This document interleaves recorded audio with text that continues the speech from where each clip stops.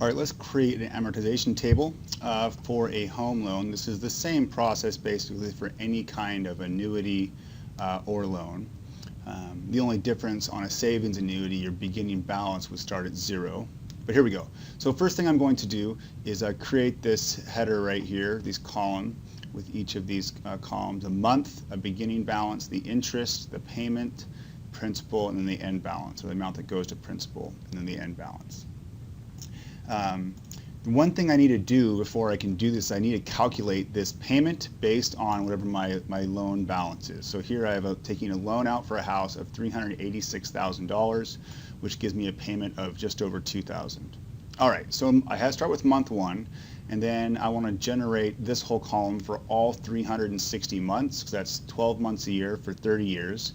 And so in this box right here, I'm going to type in equals, and then I'm going to click this box above, so it's going to be A3 in this case, and then plus 1. So I'm going to do that one plus 1. What this is going to tell Google Sheets is take the number above and add 1 to it, and now I can just generate all of the months. So I'm just going to drag down. By the way, I generate that formula for all these other boxes by clicking on this bottom right corner. I see this plus sign, and now I'm going to drag it down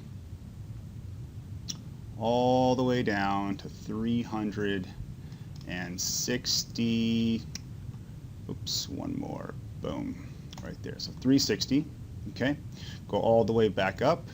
What I'm going to do now is have Google Sheets compute the interest for me. What I'm going to do is I'm going to say equals. By the way, I always use the equal sign first when I want Excel to generate a value for me. And let's say we have 5% interest, so 0.05. But we're going to compound monthly, so it's an annual rate. To compound monthly, I'm going to divide by 12 and then multiply that value by this balance right here. So what that computes is the interest for this first month.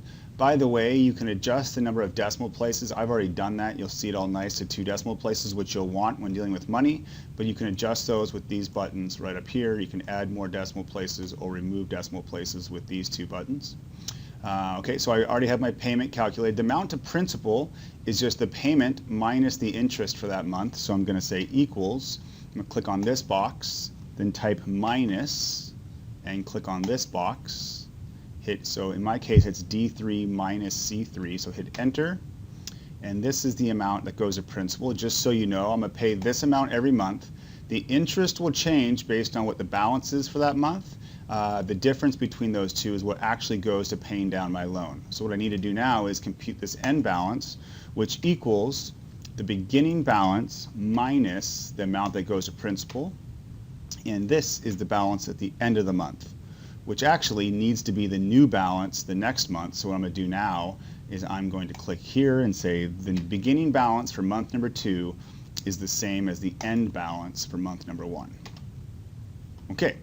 I've basically done all of the work in creating this. What I'm going to do is just for each of these columns, I'm just going to drag their formula, again by clicking on this right corner, down, just so I can formulate this second row.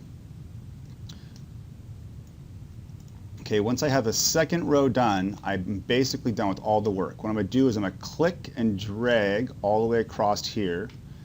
Just an important point about that, I don't click on this and then drag from the corner. I'm going to click and just drag from the middle of this box just to highlight all of these. Now I'm going to click in the bottom right corner and drag all the way down to 360 months. Right there. If I do this correctly, this balance right here in the end should be nearly 0. That's really important because I'm looking to pay off this loan in 360 months, and so after that last payment, it should nearly be 0. Rounding errors make it not exactly 0, but I would just pay an extra $1.22 that last month to pay off the entirety of my mortgage. So there you go. In the end, your table should look something like this. Just so you know, as you're working through different projects and questions on exams and homework, is your balance should be going down if things worked out. Your payment will stay the same.